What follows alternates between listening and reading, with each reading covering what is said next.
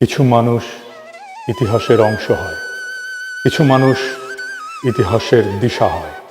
আমাদের প্রজন্মের জন্য খালেদা জিয়া ছিলেন দিশা। রাজনৈতিক আলোর দিশারি ছিলেন খালেদা জিয়া। তার কণ্ঠেই উচ্চারিত হতো বাংলাদেশের মানুষের আকাঙ্ক্ষার সবচেয়ে সরল অথচ সবচেয়ে শক্তিশালী বয়ান। 1991 সালের ঐতিহাসিক বিজয়ের আগে তার সর্বশেষ নির্বাচনী সভায় দেয়া তার একটা বক্তৃতা পরদিন দেশের প্রায় সব পত্রিকার শিরোনাম হয়েছিল, ওদের হাতে গোলামীর জিনজির, আমাদের হাতে স্বাধীনতার পতাকা। বাংলাদেশের কোনো রাজনৈতিক নেতা কখনো দেশের সম্মিলিত ভয় এবং স্বপ্নকে এত গভীরভাবে এত সহজে ভাষা দিতে পারেনি। আমাদের জাতির সবচেয়ে প্রাথমিক এবং সবচেয়ে প্রকট রাজনৈতিক শঙ্কা, ভারত আমাদের একদিন হয়তো মিথিক্যাল অখণ্ড ভারতের অংশ বানিয়ে ফেলবে। হয়তো তা হবে আক্ষরিক অর্থে অথবা রেটরিক্সে। শেখ হাসিনার শাসন আমলে আমরা এই আশঙ্কারই এক ড্রেস রিহার্সেল প্রত্যক্ষ করেছি। বিএনপি প্রধান রাজনৈতিক শক্তিই ছিল খালেদা জিয়ার পরিচ্ছন্ন রাজনৈতিক দৃষ্টি। এই প্রশ্নে তিনি ছিলেন পাহাড়ের মতো অটল, সময়ের ঝড়েও অবিচল। ইতিহাসে কিছু নেতা তাদের দলের চেয়েও বড় হয়ে যান, খালেদা জিয়া ছিলেন তেমনই একজন। তার দল কখনোই তার নেতৃত্বের যোগ্য ছিল না। ক্ষমতালোভী সিভিল মিলিটারি ব্যুরোক্রেসি আর অলিগার্কদের হাতে তার দল কলুষিত হয়েছে। তার সততা আর বলিষ্ঠতাকে ব্যবহার করেছে কেবল নিজেদের স্বার্থ রক্ষায় আর ক্ষমতার আস্বাদ পেতে। উনি রাজনীতি থেকে সরে দাঁড়ানোর সাথে সাথেই তার দল আত্মসমর্পণ করেছে ভারতের অখণ্ড ভারতবাদী প্রভাব এবং স্বার্থের কাছে। একসময় যার নাম শুনেই ভারত অস্বস্তিতে ভুগত, আজ তার পুত্রকেই দেশে ফিরতে দেখে তারাই আনন্দিত হয়, তার উপরেই ভরসা রাখে। তবু খালেদা জিয়া থাকবেন আমাদের রাজনৈতিক আকাশের ধ্রুবতারা হয়ে। আমরা আবারও তাকাবো তার দিকেই রাজনৈতিক পথ নির্দেশ পেতে। রাজনৈতিক দিক চেতনা হারালে আমরা আবারও স্মরণ করব এই মহাপ্রাণ, এই মহীয়সী নেতৃত্বের অটলতাকে। এই বিদায় অশ্রু দিয়ে নয়, এই বিদায় জানাতে হয় বুক ভরা গর্ব নিয়ে। আমরা আমাদের তারুণ্যের কমান্ডারকে বিদায় জানাই শ্রদ্ধায় আর গর্বে। অসীমের পথে আপনার অনন্ত যাত্রা শুভ হোক কমান্ডার।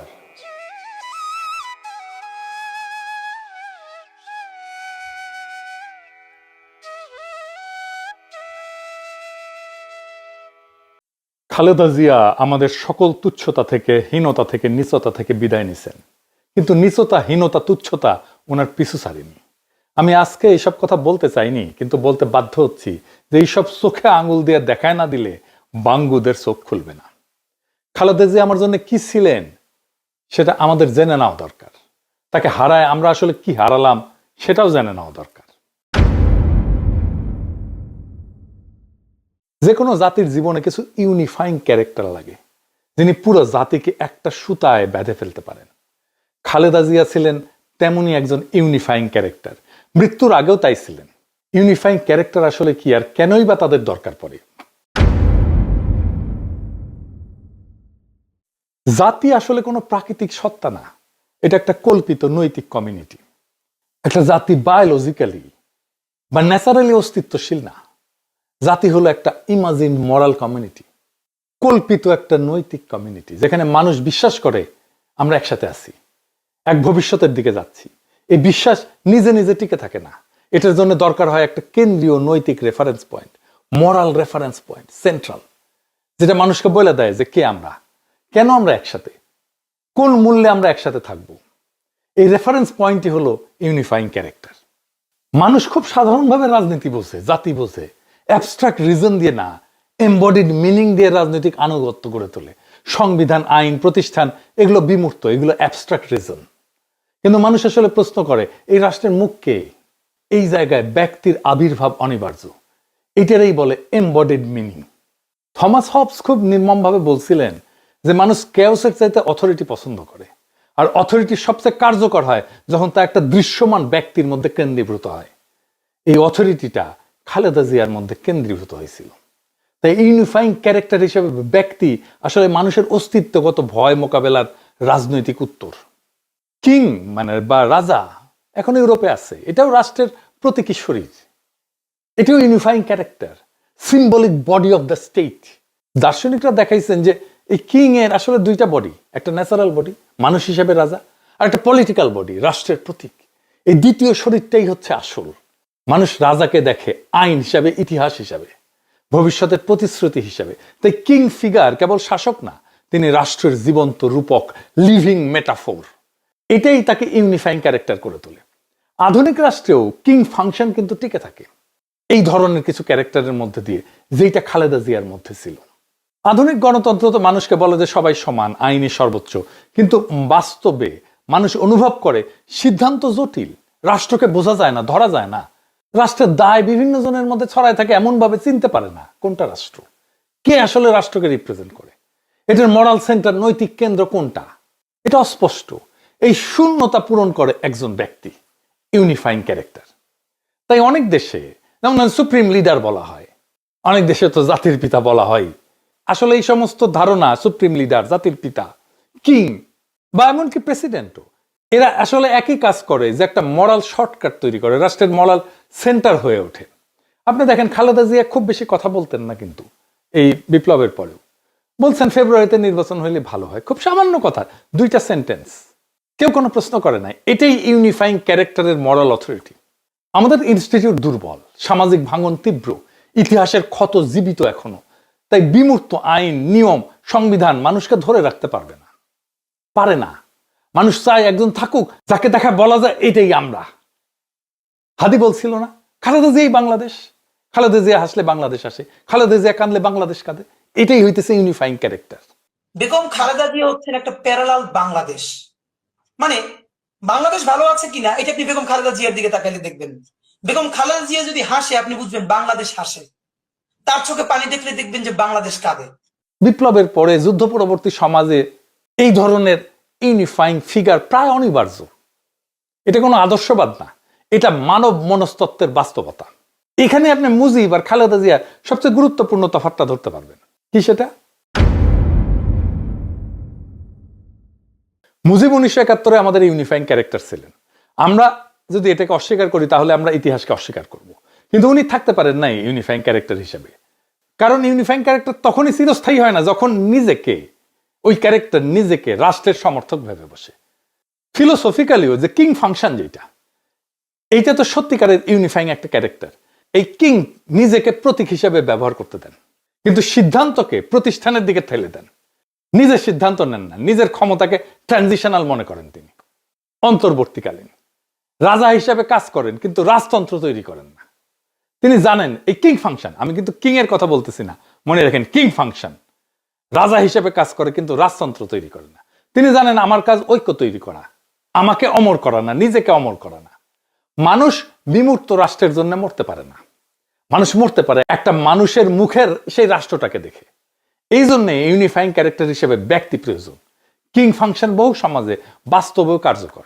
যেদিন রাজা সেই কিং ফাংশন, যেদিন ওই ইউনিফাইং ক্যারেক্টার নিজেকে ঐক্যের উৎস না বরং ঐক্যের মালিক ভাবে, সেদিন থেকে জাতির ক্ষয় শুরু হয়, ইউনিফাইং ক্যারেক্টারের ক্ষয় শুরু হয়। মুজিব এইভাবে ক্ষয়ে গেছে। খালেদা জিয়া এইখানে অনন্য হয়ে উঠতে পারতেন, একজন ইউনিফাইং ক্যারেক্টার হয়ে উঠতে পারতেন, কিন্তু মুজিবের অনুসারীরা যেভাবে মুজিবকে ধ্বংস করছে, ঠিক একইভাবে খালেদা জিয়ার অনুসারীরা খালেদা জিয়ার ইমেজকে ধ্বংস করতেছে। কিভাবে দেখাই দিতেছে একটা একটা করে।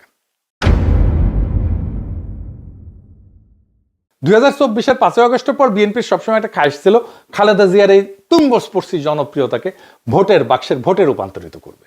এখন কেউ প্রশ্ন তুলতেই পারে যে খালেদা জিয়া তো বিএনপির চেয়ারপারসন, তিনি রাজনৈতিক নেত্রী, উনাকে উনার দল নির্বাচনে যে তার কাছে ব্যবহার করবে না।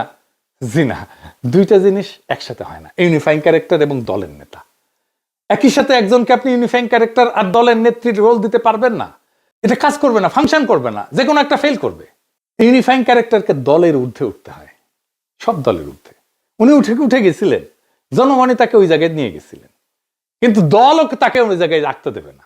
এই কাজটাই করতে হয় দলের লোকদেরকে, তাকে জনগণের কাছে সমর্পণ করতে হয়। কিন্তু খালেদা জিয়াকে তার নিজের দলের লোকেরা এবং তার দলের বাইরে এই সরকারের লোকেরা এমন ভাবে নিজের স্বার্থ সিদ্ধির জন্য ব্যবহার করছে, তা শুধু নিন্দাযোগ্যই না, খালেদা জিয়ার ঐতিহাসিক অবস্থানকে ক্রমাগত তারা ছোট করছে। আসেন একে একে দেখতেছি। প্রথম করলো সেই ওয়াকরুজ্জামান প্রভুপাদ, সে খালেদা জিয়ার বাসায় গিয়ে দেখা করলো, খাবার টাবার রেন্দে নিয়ে গেছিল। কি দেখাইতে গেছে? হাসিনার আমলে উনার কোনো দেখতে যাওয়ার খায়েশ হইল না, উনি কোনো রোল প্লে করলেন না।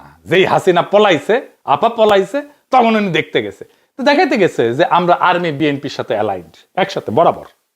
আগামীতে বিএনপি তো আসিচ্ছে ক্ষমতায়, আমরা সিস্টেম করে ফেলেছি, আর্মি জেনারেল সিল করো, গুম খুন করিচ্ছ, বিন্দাস করো, কোনো সমস্যা হবে না। তারপর সশস্ত্র বাহিনী দিবসে আনা হইলো খালেদা জিয়াকে।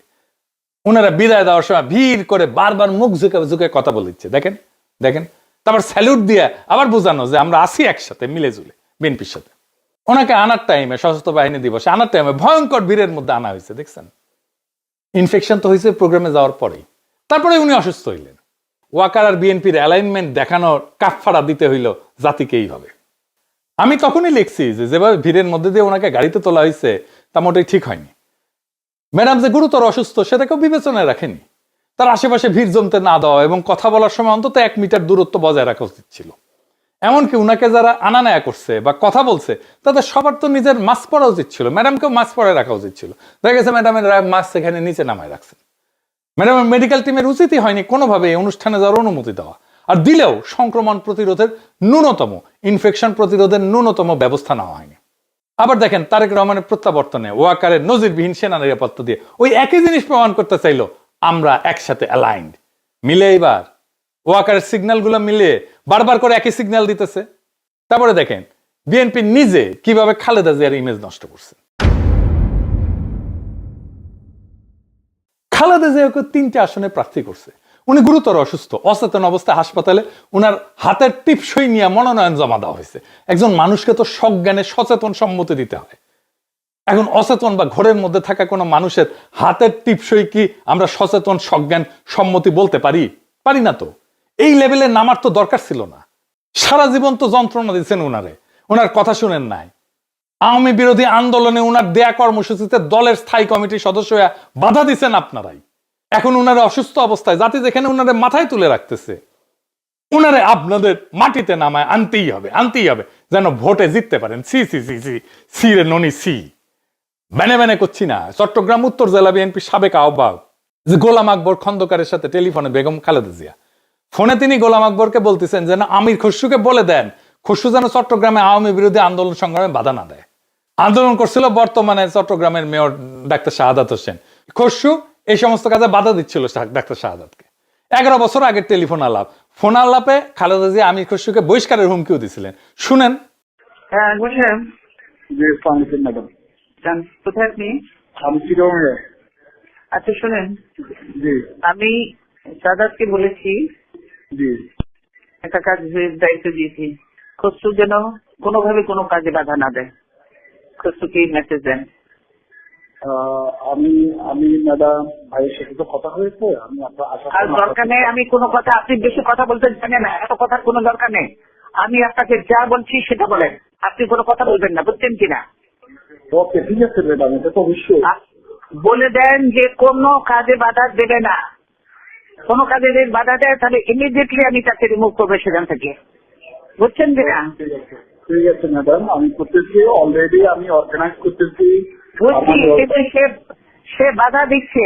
আপনি যেটা বললাম সেটা বলেন, আপনাকে এত লম্বা কথা আমি শুনতে চাই না। শুনেছেন? এই আমির খসরুকে ছাড়া বিএনপি চলেই না। ফাইনালি আকামটা করছে প্রফেসর ইউনূস। কি সেটা? মির্জা ফখরুলরা ক্যাবিনেট মিটিং এ ডাকছে খালেদা জিয়ার অন্ত্যেষ্টিক্রিয়া কিভাবে হবে সেই সিদ্ধান্ত নিতে। প্রফেসর ইউনূসের সরকার যে একটা গর্ধব টাইপের সরকার, আর ভিতরে যে ধান্দাবাজ লোভীরা আছে সেটা যাই নাই। আমি উনার মৃত্যু সংবাদ জানার সাথে সাথে লিখছিলাম এই যে এটা। আমি বলছিলাম যে জরুরি জাতীয় সভা আহ্বান করে প্রফেসর ইউনূস সকল রাজনৈতিক দলকে নিয়ে সর্বসম্মতভাবে বেগম জিয়ার শেষকৃত্য সংক্রান্ত সিদ্ধান্ত গ্রহণ করা উচিত, যেন উনাকে জাতি যথাযথ সম্মান এবং শ্রদ্ধায় বিদায় জানাতে পারে। তিনি যেন আমাদের স্মৃতিতে এবং স্মরণে সদা জাগরুক থাকেন। ওনার মহাজীবন আর কর্ম থেকে আমরা যেন পরবর্তী প্রজন্ম যেন প্রেরণা পাইতে পারি।